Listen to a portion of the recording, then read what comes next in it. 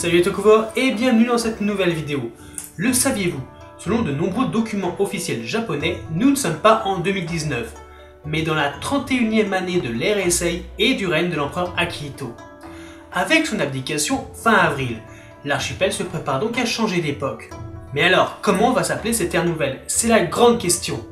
Et surtout, ça nous intéresse d'autant plus qu'en tant que fan de Tokusatsu, on aimerait bien savoir comment on va appeler nos futurs héros. Et également, ça va nous permettre de revenir sur une information complètement fausse et bien trop commune dans les communautés.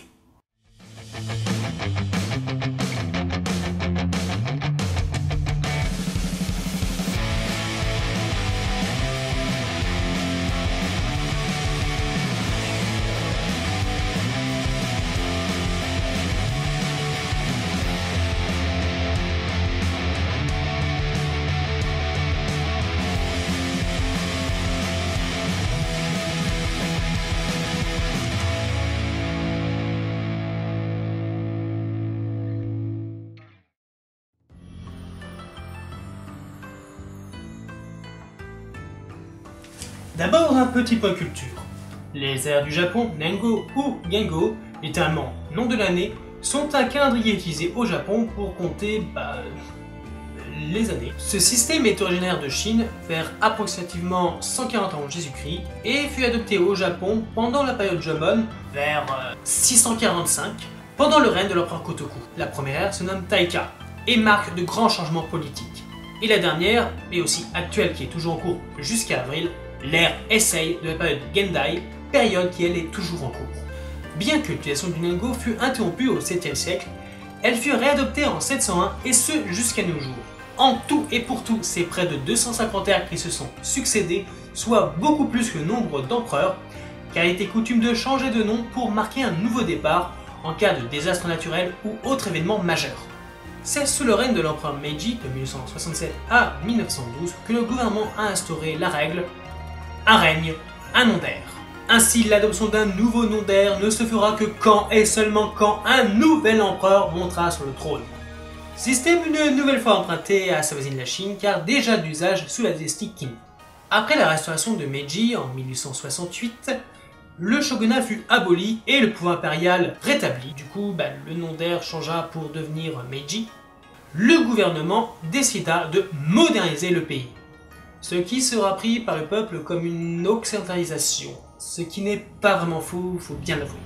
Même si le système connut des modifications en 1889, 1909, puis 1947, et au cours des ans qui suivirent, faillit même être abrogé plusieurs fois. Il connut cependant son dernier rebondissement pour être complètement adopté en octobre 1979. Il deviendra alors le plus court texte de loi japonaise se limitant à 2 points. Premier point, le nom d'air sera déterminé par une ordonnance émise par le cabinet impérial. Deuxième point, le nom d'air ne sera changé qu'en cas de succession au trône impérial. De nos jours, le Japon est le seul pays à avoir encore ce système. Avec l'abdication de l'empereur pour raison de santé, le changement du nom d'air interviendra pour la première fois hors du décès de l'empereur. Ce sera donc une rupture modérée avec le passé, dans le cas de figure où un nouveau nom d'air sera adopté à l'intronisation de son fils. L'abdication verra sans doute de nouvelles dispositions entreprises, de grands changements arriver, mais en aucun cas, le système ne sera remis en cause. Voilà. Je pense qu'on a compris. Tant qu'il n'y a pas de nouvel empereur, il n'y a pas de nouvelle ère. Alors, pourquoi on parle d'ère Néo-Heisei? Ça sort d'où? Hein? Et surtout, pourquoi c'est validé par les fans, dans les communautés? C'est quoi ce délire? La faute à qui? C'est quoi ce bordel? Vas-y, raconte! Ah oui, le problème il est là, les communautés. Eh ben oui, parce qu'il y a des gens qui sont sentis pousser des ailes pour penser « Ah oui, on a du pouvoir, nous aussi on est des fans, c'est un peu nos séries, blablabla. » Mais ta gueule? Non mais sérieusement, ta gueule? Bon, alors chronologiquement, où est apparu ce terme? Alors c'est apparu suite à la diffusion de Kamen Rider Decade. Alors vous vous souvenez, Kamen Rider Decade, 10e essai Rider, faites les 10 ans de l'ère essai chez les Kamen Rider. Donc possiblement le pont pour une nouvelle vague, pour combien d'années, on ne sait pas, enfin à l'époque, parce qu'aujourd'hui on le sait, parce que actuellement, la série Kamen Rider en diffusion, Kamen Rider Zio, fête les 20 ans des SC Rider, et c'est quand même un sacré record. 20 ans non-stop de Kamen Rider chaque année. Waouh. Enfin bref, c'est pas le sujet. Donc voilà, mais non. Il a fallu qu'il y ait des gens qui décident oui, non mais c'est compliqué, moi il me faut quelque chose qui permet de couper l'avant Decade de l'après Decade. Donc du coup ils inventent ce terme, Air Neo SA. Pourquoi? Quel intérêt? On n'a pas changé d'empereur, donc on change pas d'air, on l'a vu plus tôt. Écoute la vidéo. Non? Tu te prends pour qui? Tu bosses pour la Toei? Tu es la Toei? Non, t'es personne. Alors tu fermes ta gueule.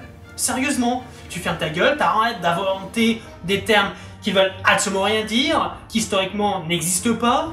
Arrête d'inventer des merdes pareilles qui font que désinformer les communautés du monde entier. C'est chiant, bordel. Et si t'as besoin de connecter des deux neurones, bah je sais pas moi, écoute, trouve autre chose. Tiens, nous, on utilise un terme qu'on a emprunté au MCU, donc Marvel Cinematic Universe. On parle de phase. Donc avant Decade, de Kuuga à Decade, phase 1 DSC Rider, de Double Asio, phase 2 DSC Rider. Après, tu fais comme tu veux, on t'oblige à rien. On n'est pas une secte. Et merde. Donc voilà, l'ère Neo SA n'existe pas. C'est pas dur à comprendre. De Kuuga à Zio, SA Rider, de l'ère Heisei. Répétez après moi. Kuuga, Agito, Ryuki, Phase, Blade, Hibiki, Kabuto, Deno, Kiba, Decade, Double, Oz, Forze, Wizard, Gaim, Drive, Ghost, Exade, Guild, Zio et c'est Rider. C'est pourtant pas compliqué. Ouais, d'accord, mais la SA a commencé en 1989. Donc G, Zeto et Shin sont des SA Riders, non? Oui, c'est une excellente question. Eh bien écoute, c'est très simple. Malgré ce que certaines personnes pensent, ou s'autoproclament, la Toei, dans ces cas-là, est absolue. C'est elle qui décide. Donc, elle a décidé que ces 3 riders sont de l'ère Showa. Ce sont des riders de l'ère Showa. Après, on n'est jamais à l'abri avec la Toei que ça change. Hein. Souvenez-vous, tous les 4 matins, il y a le nom des personnages qui change. Donc pour le moment, c'est comme ça. À l'avenir, on ne sait pas. Autre chose. Le nom d'air dans la dénomination des héros. Ça ne marche qu'avec les Kamen Rider. On ne parle pas de Showa Sentai, de Heisei Sentai, de Showa Ultraman, d'Heisei Ultraman, de Heisei Garo. Non, ça ne marche qu'avec les Kamen Rider. Heisei Rider, Showa Rider, point. Après l'ère Showa, ère de paix éclairée, et la bientôt révolue Heisei, accomplissement de la paix, quel sera le prochain nom d'air? C'est la grande question, mais il faut noter que le prochain nom d'air devrait être facilement lu par l'ensemble de la population et ne pourra pas commencer par la première lettre d'une des 4 ères qui lui ont précédé, c'est-à-dire Meiji, Taisho, Showa et Heisei. Donc réponse fin avril. Voilà, j'espère avoir pu vous aider, apporter quelques éclaircissements sur cette royauté et ce système qui nous est quelque peu étranger, bien que lié au tokusatsu, comme j'ai essayé un peu de le montrer. Si vous avez des questions, n'hésitez pas à les poser dans les commentaires, je me ferai un plaisir d'y répondre. Et puis, il ne me reste plus qu'à vous dire à bientôt dans une prochaine vidéo. Alors, bye les Tokuvar!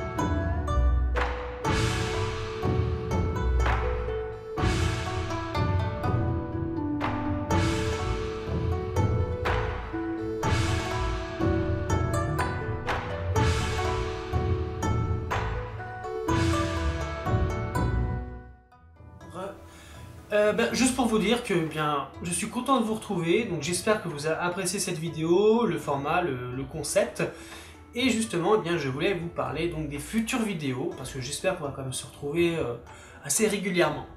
Alors, comme vous avez pu le voir, depuis un certain temps, on ne peut plus faire de live. Les lives, ça permettait qu'on discute tous ensemble et vous poser de nombreuses questions.